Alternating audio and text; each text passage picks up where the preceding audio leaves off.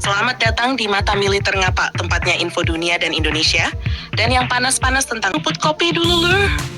Malaysia resmi meluncurkan korvet pertama hasil kerjasama dengan Turki. Dan ini langsung bikin kawasan Asia Tenggara mulai memperhatikan perkembangan kekuatan laut Kuala Lumpur. Kapal perang yang diberi nama Tunku Laksamana Abdul Jalil ini menjadi bagian dari proyek LMS Batch 2 atau Littoral Mission Ship generasi baru dibangun oleh perusahaan pertahanan Turki STM untuk Angkatan Laut Malaysia. Kalau dilihat sekilas desainnya, kapal ini sudah memakai bentuk stealth modern dengan sudut tajam untuk mengurangi pantulan radar. Bentuk seperti ini sekarang jadi standar kapal perang modern. Karena di era perang elektronik dan radar canggih, kapal yang sulit terdeteksi punya peluang hidup lebih tinggi di medan tempur. Yang menarik lur, Malaysia sebenarnya sempat lama dikritik karena kekuatan lautnya dianggap tertinggal dibanding negara lain di kawasan. Banyak kapal tua masih dipakai, sementara ancaman di Laut Cina Selatan terus meningkat. Akhirnya Malaysia mulai bergerak cepat dengan memilih Turki sebagai partner pembangunan kapal perang baru. STM Turki sendiri bukan pemain kecil. Mereka sudah terlibat dalam pembangunan berbagai kapal perang modern untuk Angkatan Laut Turki dan beberapa negara lain. Salah satu keunggulan Turki sekarang adalah mereka bisa menawarkan teknologi militer modern dengan harga lebih murah dibanding Eropa atau Amerika. Ini yang bikin banyak negara mulai melirik industri pertahanan Turki. Korvet Malaysia ini nantinya bukan cuma kapal patroli biasa. Kapal ini masuk kategori kombatan ringan yang bisa dipersenjatai rudal anti kapal, rudal pertahanan udara, torpedo anti kapal selam, hingga meriam utama kaliber besar. Jadi walaupun ukurannya tidak sebesar frigat, daya hantamnya tetap berbahaya. Kalau melihat desain dasar kapal ini, banyak analis menyebut basisnya berasal dari korvet kelas Ada milik Turki yang terkenal cukup modern.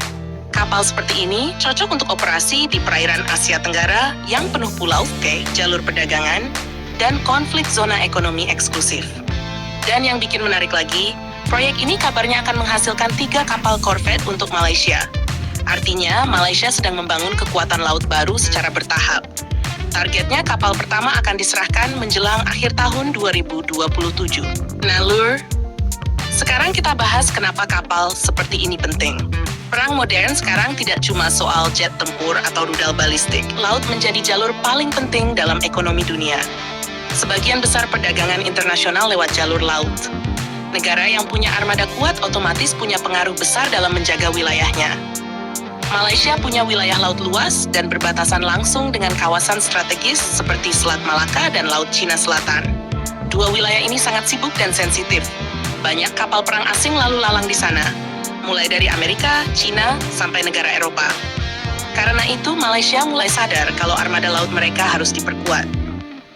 Kapal korvet seperti ini bisa dipakai untuk patroli, pengawalan, anti kapal selam, hingga perang permukaan. Bahkan dalam konflik modern, kapal kecil tapi stealth sering lebih efektif dibanding kapal besar yang mudah terdeteksi radar. Turki sendiri sekarang memang sedang agresif di industri pertahanan. Dulu negara ini banyak bergantung pada senjata barat, tapi sekarang mereka sudah mampu bikin drone Bayraktar, kapal perang, tank, rudal, bahkan jet tempur generasi baru Kaan. Dan strategi Turki cukup pintar. Mereka bukan cuma jual senjata, tapi juga menawarkan transfer teknologi dan kerjasama industri. Ini yang bikin negara-negara Asia, Timur Tengah, dan Afrika tertarik. Malaysia mungkin melihat Turki sebagai partner yang lebih fleksibel dibanding negara barat. Selain harga lebih murah, proses politiknya juga lebih mudah. Kalau beli dari barat, kadang ada banyak syarat politik dan pembatasan penggunaan. Kalau kita bandingkan dengan Indonesia, sebenarnya Indonesia juga sedang memperkuat armada laut lewat berbagai proyek besar. Ada fregat Merah Putih, kapal PPA Italia, kapal selam baru, hingga modernisasi kapal perang lama. Tapi yang perlu diperhatikan lur, sekarang perlombaan kekuatan laut di Asia Tenggara mulai makin terasa. Hampir semua negara meningkatkan armadanya. Filipina beli kapal perang baru, Vietnam memperkuat rudal pesisir, Singapura punya armada modern, Malaysia mulai bangun korvet baru, Indonesia juga terus modernisasi. Ini menunjukkan kawasan Asia Tenggara sudah berubah menjadi wilayah strategis yang diperebutkan banyak kepentingan global. Apalagi Laut Cina Selatan sampai sekarang masih panas. Cina terus meningkatkan patroli dan pembangunan militernya di kawasan itu. Negara-negara ASEAN akhirnya mau tidak mau harus meningkatkan kemampuan pertahanan mereka. Korvet modern seperti milik Malaysia ini nantinya kemungkinan bakal dilengkapi radar AESA modern, sistem peperangan elektronik, dan kemampuan integrasi data tempur digital. Jadi kapal sekarang bukan cuma soal meriam dan rudal, tapi juga soal sensor dan jaringan data. Dalam perang modern, siapa yang pertama mendeteksi lawan biasanya punya peluang menang lebih besar.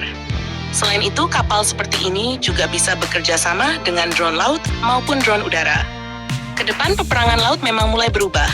Drone akan jadi mata tambahan untuk kapal perang. Kalau dilihat dari desainnya, kapal ini punya struktur yang cukup bersih dan modern. Cerobong serta bagian atas dibuat menyatu untuk mengurangi radar cross-section. Ini ciri khas kapal stealth generasi baru. Dan yang menarik lagi, Turki mulai membuktikan kalau industri pertahanannya sekarang mampu bersaing di pasar global. Dulu orang mungkin lebih memilih kapal dari Eropa atau Amerika. Tapi sekarang Turki mulai masuk pasar Asia Tenggara. Bahkan beberapa negara mulai tertarik dengan drone, kapal perang, dan rudal buatan Turki karena dianggap punya performa bagus dengan biaya lebih efisien. Buat Indonesia sendiri, perkembangan seperti ini sebenarnya bisa jadi pelajaran penting. Industri pertahanan lokal harus terus berkembang supaya tidak hanya jadi pembeli, tapi juga bisa jadi produsen dan eksportir alutsista. Karena kalau cuma membeli terus tanpa penguasaan teknologi, maka ketergantungan luar negeri akan terus terjadi. Dan satu lagi lur, kapal perang modern sekarang bukan cuma alat perang, tapi juga alat diplomasi.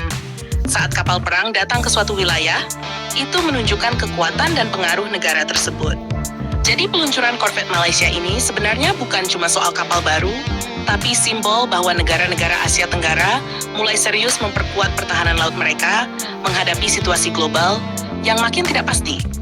Kita lihat nanti apakah proyek ini berjalan lancar sampai semua kapal selesai dibangun, atau justru ada tantangan biaya dan teknologi di tengah jalan.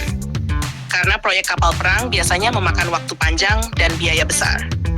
Yang jelas, persaingan kekuatan laut di kawasan sekarang makin menarik untuk dipantau. Jangan lupa subscribe, like, dan di bawah sambil ngopi.